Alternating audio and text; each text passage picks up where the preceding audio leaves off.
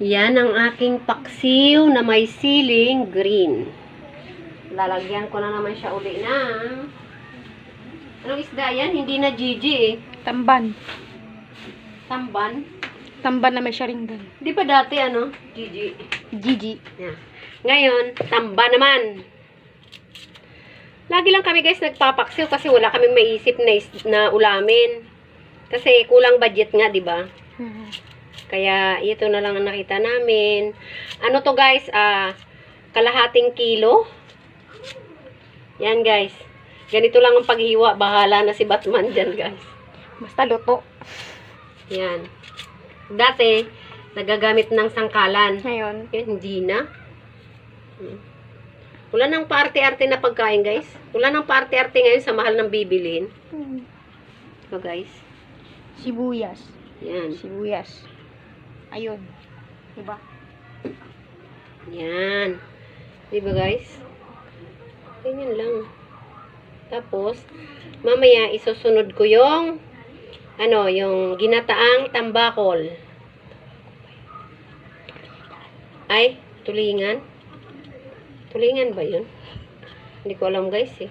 Basta maitim na isda. Basta isda. Basta isda yun. Mamaya guys, papakita ko sa inyo. Kung ano yun. Ngayon, ito ang lulutuin ko. Grabe chill. Ginagawa mo tayo. Hindi ganyan ayusin mo. Bawang to guys. Bawang. Siyempre bawang. Ito guys. Kain. Galing sa malayong lugar to guys. Naku.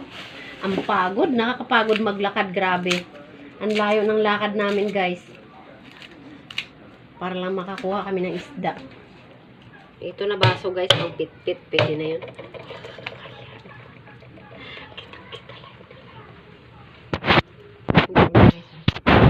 Gagamit ako ngayon ng sangkalan guys. Ayan. Tapos ay pipit-pit ko guys ito. Ay hindi, kutsilyo na lang guys kasi nakakahiya naman. Kutsilyo na lang guys. Huwag yan kasi live na live eh. Nagmamadali talaga kasi nagugutom, pagod pa, kalalakad. Ang layo guys nang pupunta namin talaga. Ganito talaga guys.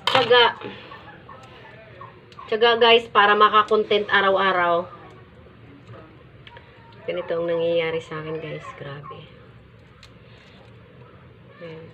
Yan guys, yan. Diba guys? Medyo para social naman. Gumamit na ako ngayon ng sangkal. Kasi sasabihin live na live to talaga eh, no?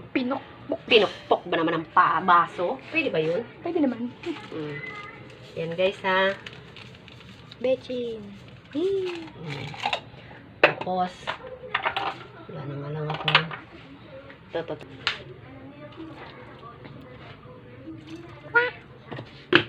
Diba guys? Ganun kasimple. Pwede na, tama na yun. Guys, lagyan ko naman ng suka. Suka na naman ilalagay ko guys. Ngayon, ang isasabaw ko na tubig, yung na ano na lang siya. Hindi ko na nalagyan ng tubig. Suka na lang. Guys. Yan ang aking paksiw na tamban. Tamban na naman ang aking ulam. Ang aking ginataang tulingan. Yan.